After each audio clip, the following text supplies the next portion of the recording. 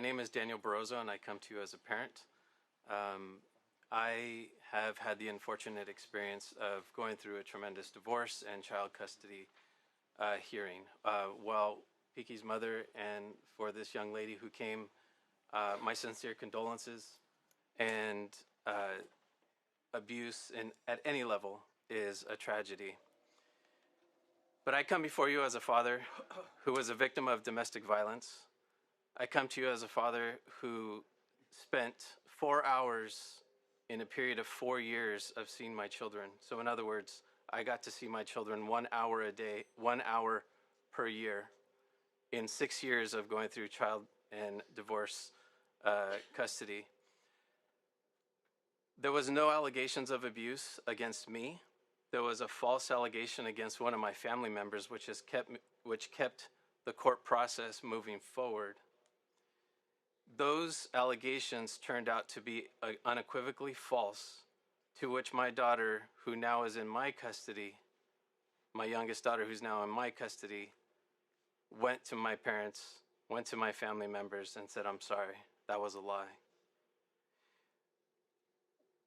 If I had not had the opportunity, if a judge, after 2 judges of going through 6 years of custody hearings, did not order a reunification therapy, I would not be standing here today reunified with my youngest daughter. I have 3 children total, 2 of them aged out of the court system. But my youngest daughter, who is now 17, if I had known that we could bring minor children into this hearing, I would have brought her. So she could testify to you that her and I have a thriving relationship now. She's a wonderful young woman. Unfortunately, she had to go through the process of manipulation. She had to go through the process of telling court mediators, FCS mediators, psychologists, counselors that she was molested when in fact she was not.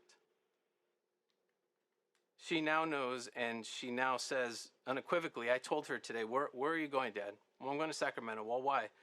I try not to share too many things with her, but I told her about Piki's law.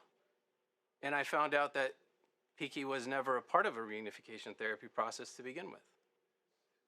So how can we come here and say, again, with all due respect, Piki was not part of a reunification therapy process, so how can we even go forward with speaking about nullifying reunification therapy?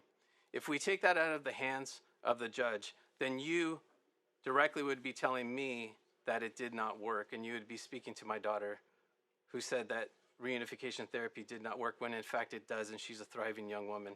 She also has been able to bring my other 2 children back into my life.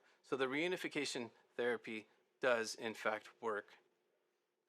There were 4 psychologists prior to the one who did the reunification therapy with my family, and they all came to the same conclusions, that the children were being coached, that they were lying, they were being manipulated. And so I come to you today in opposition, respectfully, that reunification does in fact work. And I would not be standing here reunified with my child if it wasn't for those such as Dr. Steinberg, Dr. Bita Tibiani, Dr. Werner, a licensed marriage and family therapist, Richard Myatt, who did incredible work in order to reunify me along with my children. Thank you very much.